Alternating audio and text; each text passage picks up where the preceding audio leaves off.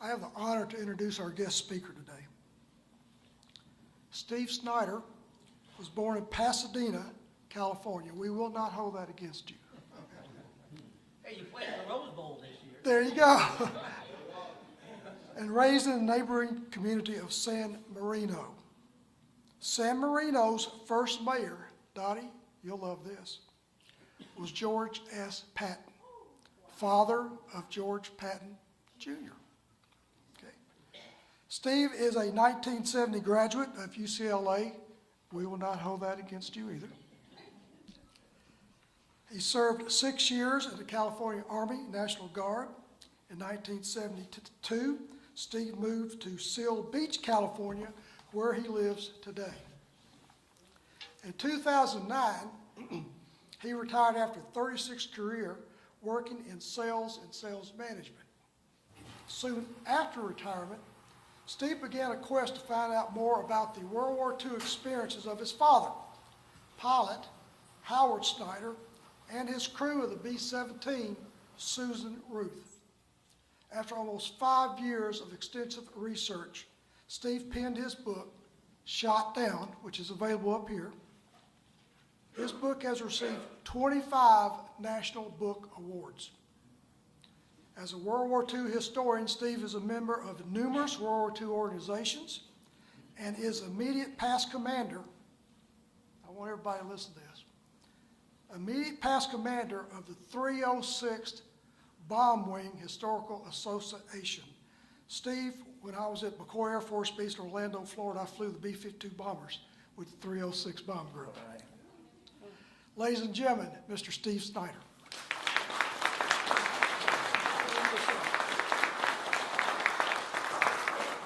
Thank you, Pete. Can you hear me okay? Great. Well, it's a pleasure to be here. A great crowd, a great venue. You've really had a full program already. And I can't twirl a baton or speak with a southern accent. So hopefully you'll be interested in what I have to say. I'd like to introduce a couple people that are with me today. First is my wife, Glenda.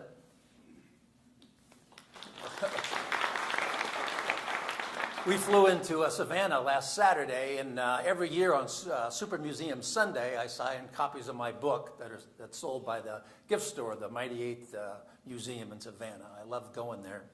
And then we drove over to Atlanta on Tuesday because I have family in the area. And two of those family members are with me today, my sister, Nancy Cox, and my great-nephew, Andrew Cox. He'll be a freshman at the University of Georgia a little later this year.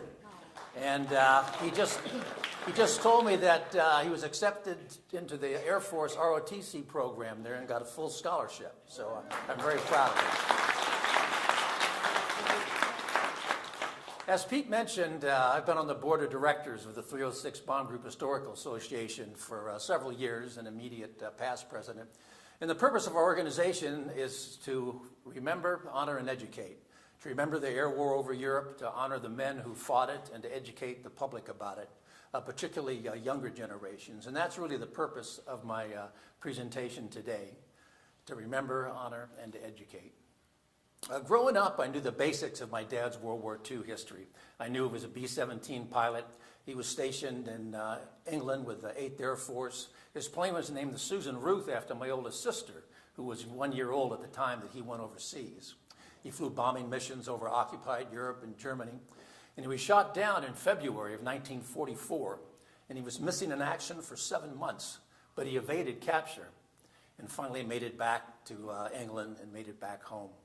But it wasn't until I retired in 2009 that I had the time to really delve into my dad's war history in more detail.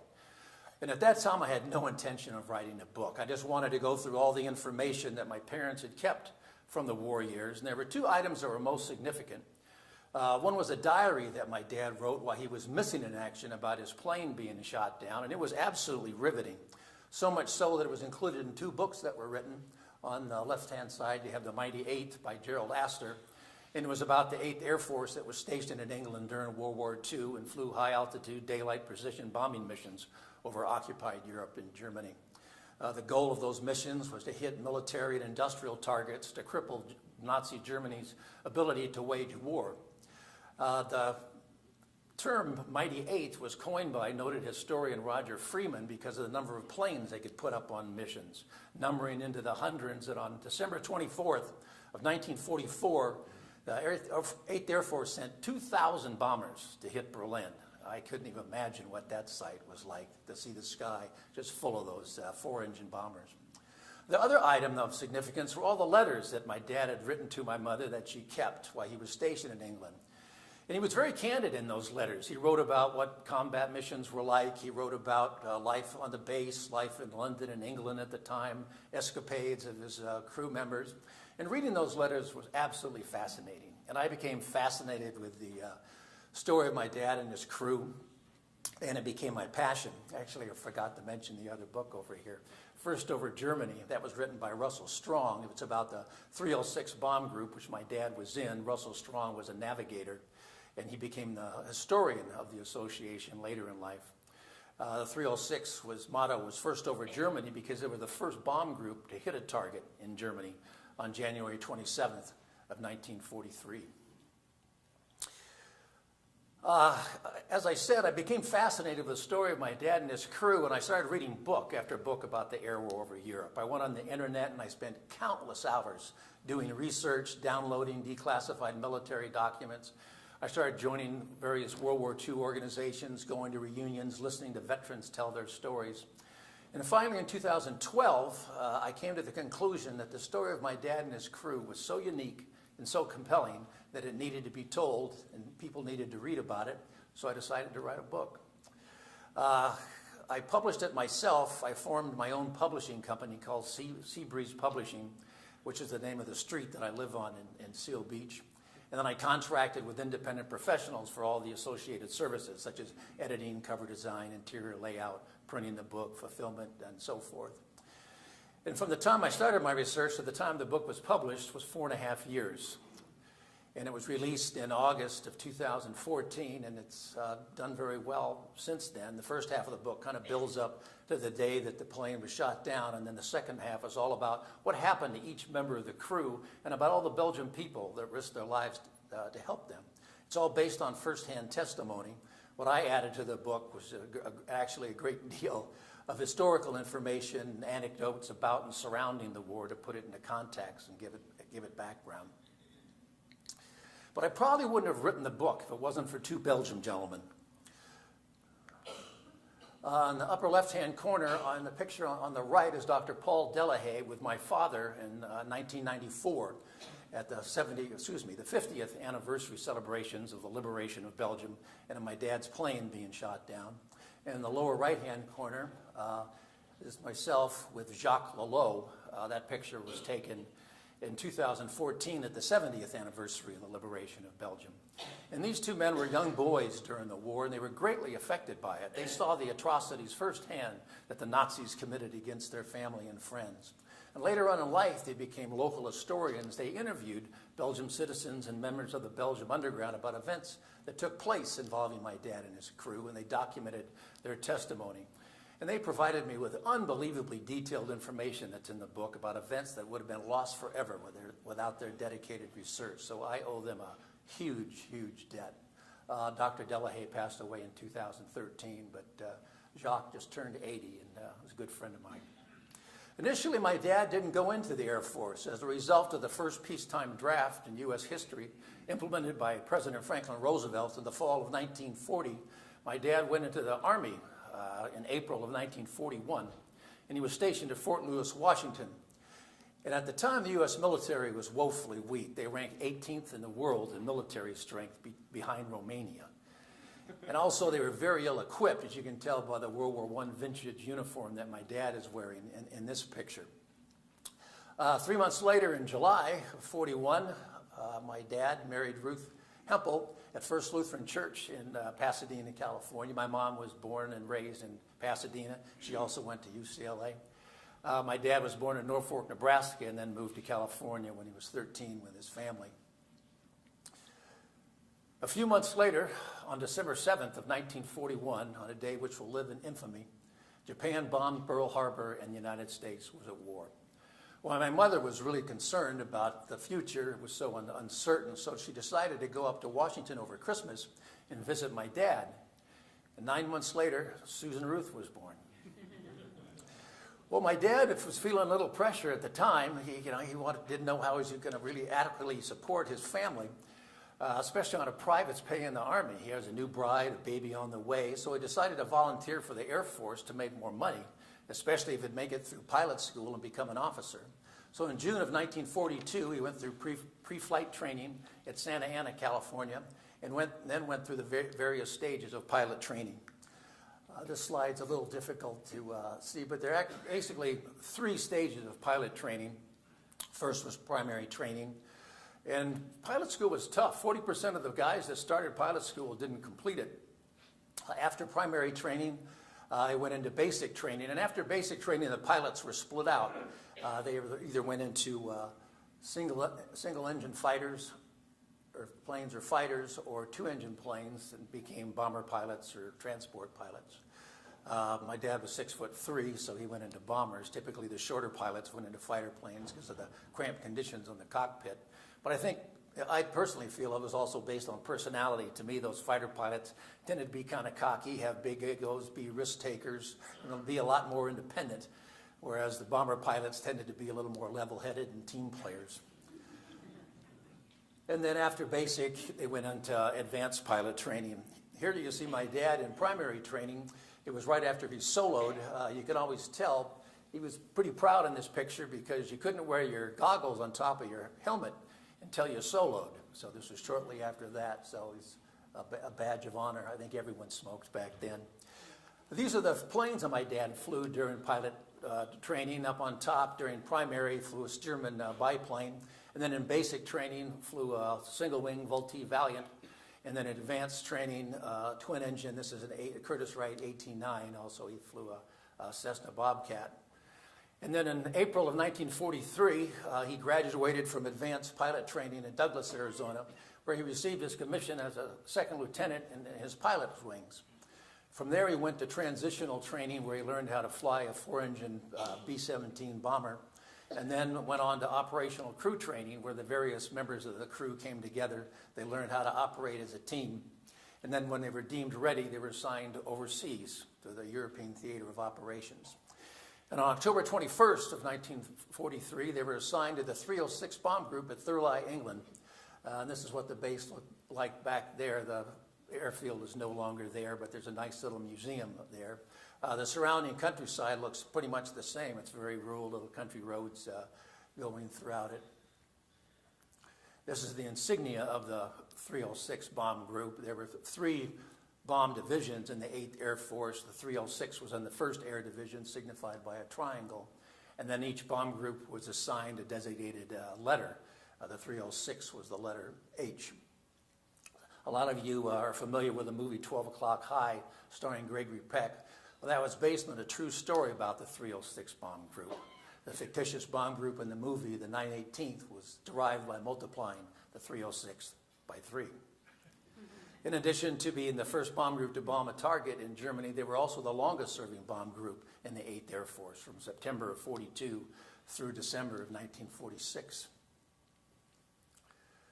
There were 4 bomb squadrons in each bomb group. These are the 4 of the squadrons that were in the 306. Up in the left-hand corner, you have the Clay Pigeons, so named by a journalist because of the heavy losses that they took. They took more losses than any other bomb squadron in the 8th Air Force during World War II. Then you have the Eager Beavers, and then lower left is the Grim Reapers. Then my dad's squadron, the Fightin' Bitin' 369th. I always like to point out the ground crew. The combat crews got all the recognition and the glory. But it was the ground crews that really kept these planes flying. After the planes would come back after a bombing mission, they stayed up all night in very inclement weather, repairing battle damage, doing maintenance on the plane. And they really considered these planes their planes, and they just lent them out to the bomber crews occasionally to fly combat missions. So they're really the unsung heroes. Here you see my dad's crew. A B-17 had a 10-man crew. They had 4 officers. They're kneeling here in front. My dad's in the lower left. He was the first pilot, and as such, the commander of the plane and the crew. Then you have the co-pilot, the navigator, and the bombardier. And then 6 enlisted men or non-commissioned officers behind them who were mainly gunners. 5 of these men made it back home, 5 of them did not. This is not the Susan Ruth, that's just a plane that they took their picture in front of when they arrived in England. I always like to point out the nose art. I love the nose art. The Air Force was the only entity that allowed their planes to be painted. The Marines didn't, the Navy didn't, but the Air Force thought it would help the morale of these young guys if they could name and paint their planes. And they were very creative in what they named and painted their planes. Many times it was a cartoon character, but more often than not, it was a scantily clad or nude woman. After all, these guys were in their late teens and early 20s, so they were very young men. The 306 bomb group flew B-17s. There were actually 3 different models of B-17s flown in combat, the E model, but there were only 500 of those made, so they were phased out very quickly by the F model, followed by the G model, which was really the definitive B-17, and you can always tell the G model by the chin turret underneath the plexiglass nose of the plane. B-17 was nicknamed the Flying Fortress because of the armament that they carried on the plane. They had 12 to 13 50 caliber machine guns, and they could take a tremendous amount of battle damage as well. Each plane was identified by tail markings. Here again you see the triangle H of the 306 bomb group, and then each plane had an individual serial number that was assigned by the manufacturer. The Boeing company designed the B-17 and produced 64% of them, but Lockheed Vega and Douglas Aircraft each produced another 18%. Here's the crew positions on the plane. Again, this is the G model. You see the chin turret under the plexiglass nose. You have the bombardier, the navigator, the 2 pilots, the flight engineer. This is the bomb bay here, radio operator, ball turret gunner, 2 waist gunners, and a tail gunner. And the bombs hung in racks on either side of the plane. They had this narrow catwalk running between them. And this boy is 8 years old, so you can see how tight a space that is. A submarine, B-17 was really more cramped than a submarine. And it wasn't uncommon to have these bombs get hung up on the racks during a bomb run, which would require one of the crewmen to take his foot and kick it loose or get a wrench and knock it loose. And I can't even imagine what that must have been like. When those bomb bay doors are open, you're looking 5 miles straight down to the earth, and that wind's howling all around you. That took a lot of bravery. Here you see the crew position. It's a little clear. This is the F model without the chin turret. Here you had the bombardier. His main job was dropping the bombs accurately. But in the G model, he also manned the chin turret guns if they were under attack by enemy fighters. Then you have the navigator. He needed to know where they were and where they were going. And then the 2 pilots. The first pilot sat in the left seat. The co-pilot sat in the right seat. And you needed 2 pilots to fly these planes. Naturally, if one pilot was killed or injured, you had a second pilot to fly the planes. But you needed 2 pilots to fly these planes. Back then, you actually had to fly the planes. It's unlike today. They flew in tight formations, so they had to stay alert at all times. They would clip a wing on the plane next to them or run into the plane in front of them and go down. So it was very stressful, both mentally and physically, to fly these planes because they continually had to fight the turbulence, too. They had the air turbulence that you normally experience when you're flying in weather. But they also had to fight the turbulence of all those bombers occupying such a close space and being in such close proximity to one another. The prop wash and wake turbulence would just churn the air up. So it was a tough job to fly those planes. Above the pilot was the flight engineer, who also was a top turret gunner under attack. He was the onboard mechanic, also called the crew chief, and he helped monitor all the instruments that were in the plane. The cockpit had over 150 different dials, switches, toggles, so forth, and he would help monitor engine performance and fuel consumption. Then after the bomb bay, you had the radio operator. That was the most comfortable position of the plane. He had a relatively roomy compartment, a chair to sit on. And then the most cramped position on the plane was the ball turret gunner. Again, these missions lasted 6 to 10 hours, so they were a long period of time. So here you have the ball turret gunner in a fetal position for hours on end. So that doesn't look too comfortable, does it?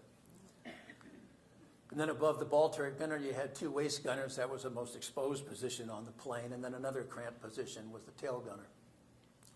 My dad and his crew flew their first mission on November 3rd of 1943. It was to Wilhelmshaven, Germany. It was the first time the 8th Air Force put up over 500 bombers on a mission. And flying combat was exceedingly dangerous and very grueling. That there were more people, actually 26,000 men in the 8th Air Force died. That's more than the entire Marine Corps fighting in the Pacific. Another 28,000 men became prisoners of war after their planes were knocked out of the sky. Being a combat crewman in the 8th Air Force was the most dangerous duty assignment in the U.S. military during World War II. To begin with, and it was dangerous from the time they took off to the time they came back. The 8th Air Force at its peak had 40 bomb groups located in an area called East Anglia, which is about the size of Vermont. And on the day of a mission, you had hundreds of planes taking off from these bases all at the same time. And these bases were only about 5 to 10 miles apart. And usually the weather was pretty crummy in England, overcast, and they couldn't really see anything until they got above the cloud layer. Back then, there was no air traffic control or no radar. So mid-air collisions trying to get off the ground, again, was not uncommon. And then they had to form up. Individual planes formed up into 3-plane elements. Elements formed up into squadrons. Squadrons formed up into bomb groups. Bomb groups formed up into combat wings. Combat wings formed up into air divisions. And all this took an hour to 2 hours before they could even head across the English Channel on their bomb run. Then they had to deal with the elements. These planes weren't pressurized, so above 10,000 feet, they had to go on oxygen, or else they'd pass out and be dead in a few minutes. Also, it was extremely cold at that altitude that they were flying. It was minus 40 to 60 degrees below zero. So frostbite was a big problem, and many airmen were hospitalized for lengthy periods of time with serious frostbite wounds. Here you see a waist gunner in his combat uniform, his combat helmet he's wearing, and then tinted goggles because of the brightness of the sky at that altitude. His oxygen mask and his fleece-lined jacket and pants, thermal gloves and boots. This is a flak jacket. That was like an apron with metal plates in the front and the back to help protect them. And then you'll notice there's white straps. That's the parachute harness. It was so cramped in the plane they didn't actually wear their parachutes. If they needed to bail out, they had to have their wits about them to find their pack to begin with and then clip it on hooks on the back of the harness and then jump out of the plane. The next thing they had to deal with was enemy fighters. The Germans had radar stations along the coast of continental Europe, so they knew when these bomber formations were coming, and they'd send up the Air Force, the Luftwaffe, to intercept them. Here you see again a waist gunner at his 50 caliber machine gun with his oxygen mask, flak jacket, all these spent cartridges down here on the floor. And then the ammunition came in belts. They were 27 feet long, so if a gunner fired the whole belt, he said he fired the whole 9 yards, and that's where that expression came from. At the beginning of the war, it was 8th Bomber Command's belief that these bombers, heavily armed bombers flying in tight formations, could defend themselves from the Luftwaffe. And they flew in what was called a combat box formation. And here you see the box of a wing, combat wing, and then within the box of the wing, you have 3 bomb groups flying in boxes, and then with each bomb group, you have 3 bomb squadrons also in boxes. So the thought was all that interlacing firepower could ward off the German fighters. Here you see another view from up on top, and then from the side you had a lead group, a high group, and a low group, and then from the rear. Unfortunately, 8th Bomber Command was sadly mistaken that these bombers could defend themselves. They took devastating losses at the beginning of the war. And even when they did give them fighter escorts, the fighters didn't have the fuel capacity to escort the bombers all the way deep into Germany. They could make it across the channel and into continental Europe, but then they had to turn around before their fuel ran out and head back to England, where the German Air Force, the Luftwaffe, would just wait until those U.S. fighters went back home, and then they'd swoop in on the formations. And the heaviest losses were in 1943. At the beginning of the war, there was no mission limit, and these bomber crews soon realized that they were never, ever going to make it through the war. They'd either be killed or become POWs. So they did implement a mission limit of 25 in the spring of 1943. But even with a mission limit of 25, it was statistically impossible for an airman to make it to 25 missions. The average number of missions flown before being shot down was only 6.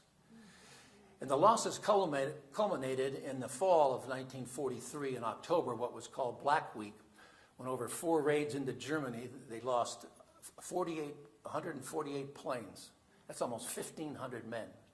The worst day was Black Thursday, October 14th, when they sent 241 planes to hit the ball bearing factories at Schweinfurt, Germany, and they lost 60 planes.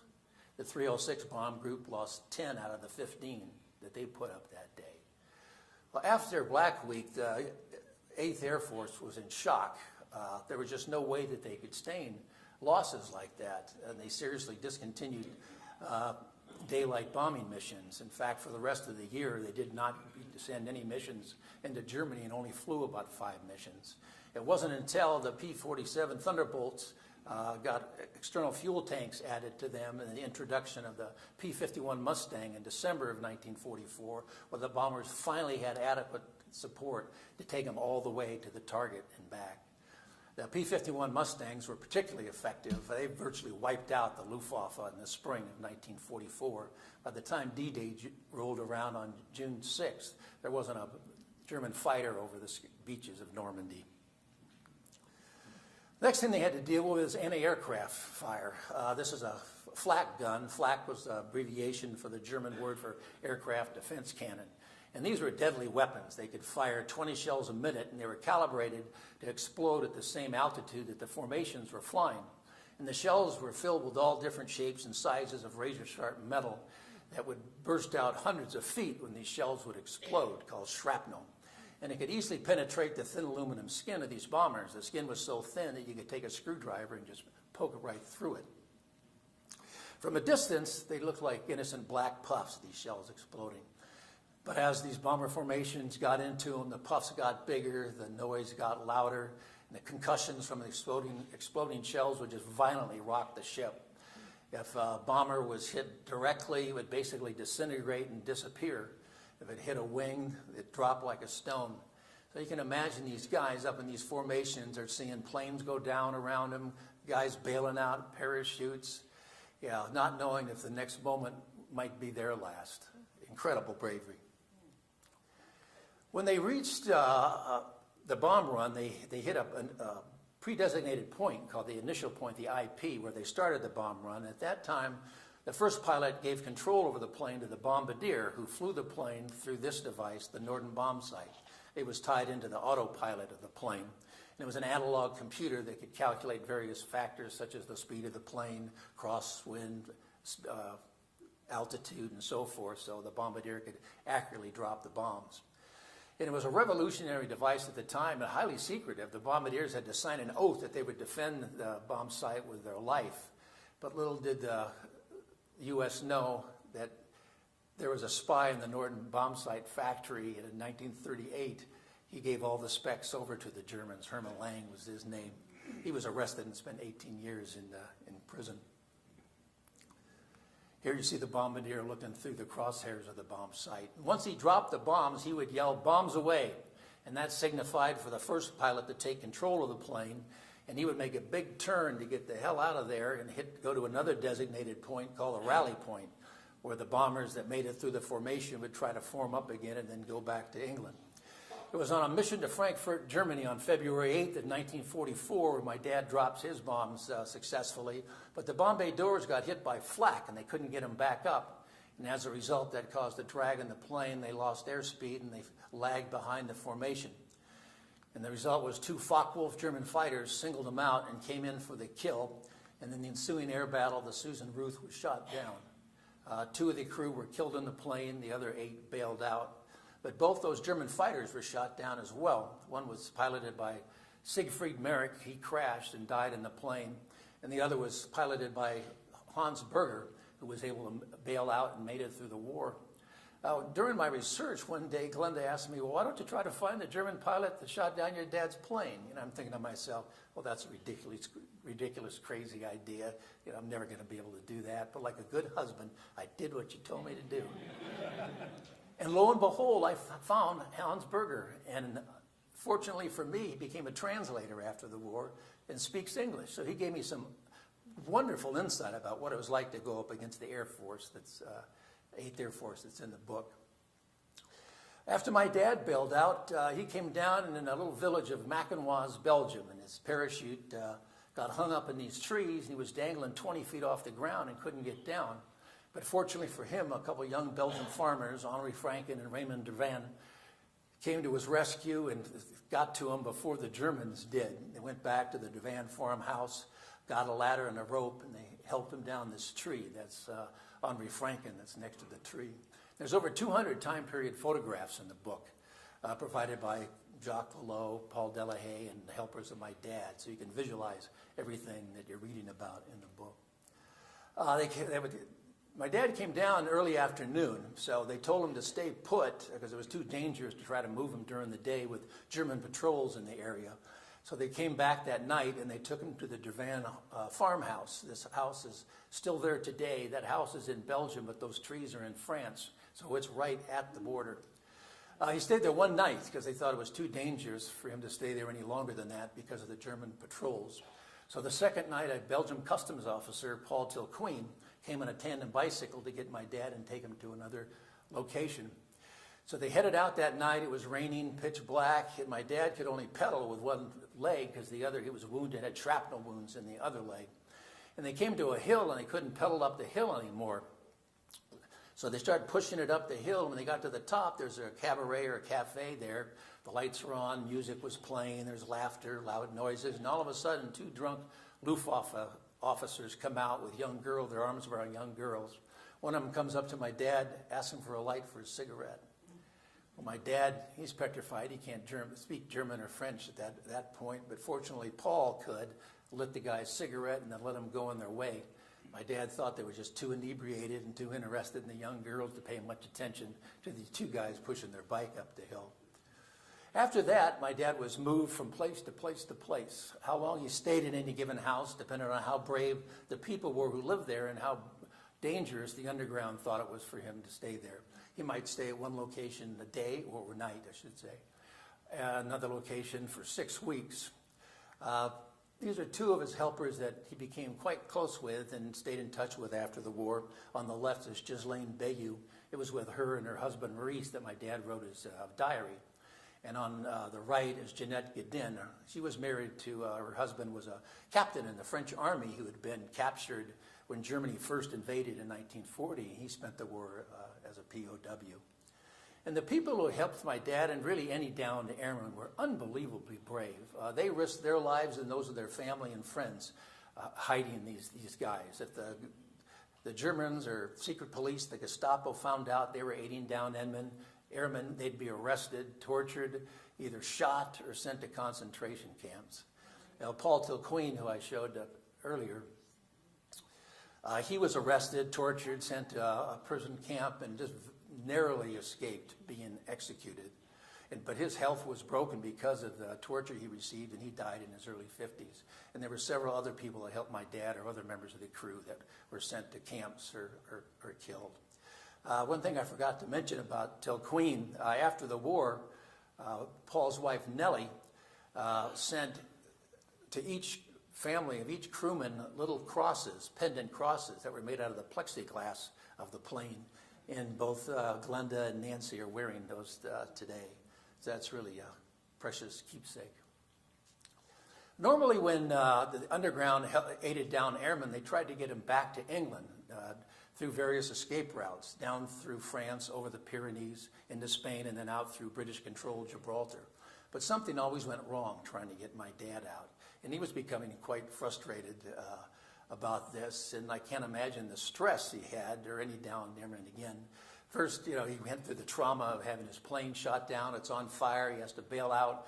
He comes down in a foreign country, has no idea where he is, doesn't know what happened to his buddies on the crew, can't communicate with the U.S. military, and is being aided by people that are complete strangers who he can't communicate with because they can't speak the language at that point. And any one of these people might be German collaborators. They could turn him over to the Gestapo. And while he was hiding, there were several instances that are in the book about him almost being discovered. Finally, he just simply got tired of hiding. So he decided to be the hunter rather than the hunted. And he joined the French resistance called the Maquis. The resistance was made up of various independent small guerrilla groups across France. Their job was to harass the Germans. They would sabotage communications, attack railway lines, assassinate German officers, and they received their instructions through the BBC from the British, and they received their supplies from airdrops of the British. And my dad said the information that they would give them was unbelievably accurate. If they said a German convoy was coming down a road on this day at this time, sure enough, they would be there. And there, again, there's a number of encounters that are in the book that the Mackey group had with the Germans. This is one of the farmhouses. That farmhouse is still there today, too, that the Mackey group stayed in. There were about 20 guys in my dad's group. They were led by a French lieutenant who had escaped from a POW camp, and there were some other Frenchmen, some Belgians, and some Algerians. One occasion when my dad was shaving early one morning, just in his skivvies and shaving cream on his face, a German patrol came up the road and he had to jump out the windows and hightail it into the woods. How this picture, or who took this picture and how it ever got back to my dad, I don't know, but this is a picture of him fighting with the Mackey, jumping out of a Jeep. Finally, 7 months later, after bailing out of his plane, one day he heard that there were U.S. troops in a nearby French village of Trélone. So he walked into the village square, went up to an army major. It happened to be Patton's Third Army, who had come up through France after D-Day, identified himself. They sent him to Paris and then back to England.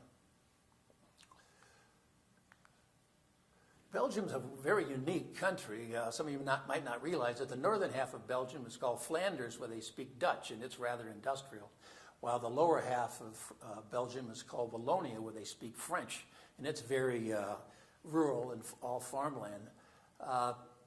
The crew and my dad and the plane came down around here. Actually, my dad and the plane came down in Belgium, and the other guys that bailed out came down in France. My dad was hidden in Charleroi for a while, and then that farmhouse I showed you in Trélone, France, which is located right about over here. And the Belgian people are wonderful people. To this day, they are so thankful and so grateful for the Americans coming to their rescue and liberating them from Nazi oppression. And they do a great job of educating the younger people, too, about the importance of remembering. They've erected a number of memorials in the area where they have ceremonies each year. In fact, they just had one last Sunday on the 11th, my dad's memorial, which I'll show to you. But the big ceremonies are all around September 2nd, the liberation of Belgium.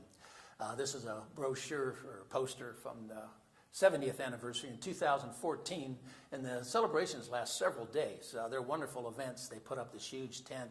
This is just part of it. They can seat hundreds and hundreds of people. They have band concerts and dances and lunches and dinners, and all the local people that participate or work wear period costumes. The local beer Chimay just flows, and everyone really has a fun and happy time. They also have ceremonies at various memorials in the area. This happens to be the one at Cendron, which is right at the French-Belgian border where the U.S. 9th Infantry first crossed over from France into Belgium to liberate the country. And all the villagers come out, all the dignitaries of the U.S. military, Belgian military, French military. They're wonderful events, and again, you can see that the children have front row seats here, again, emphasizing the importance of remembering. This is the memorial that they erected to my dad and his crew in Mackinoise. It's about 200 yards from where the plane landed. And this was erected in 1989. And like most World War II veterans, my dad didn't talk about it a lot until then. But he and the other 3 living crew members at the time went over for the dedication, and he was reunited with all these Belgian people that hit him during the war, saw those places where it was hidden, and that brought it all back, and then he started talking about it. I've been to Belgium with Glenda 4 times. The first time was in 1994 when we went with my parents, and that's when it became personal for me, because I saw all these places firsthand as well.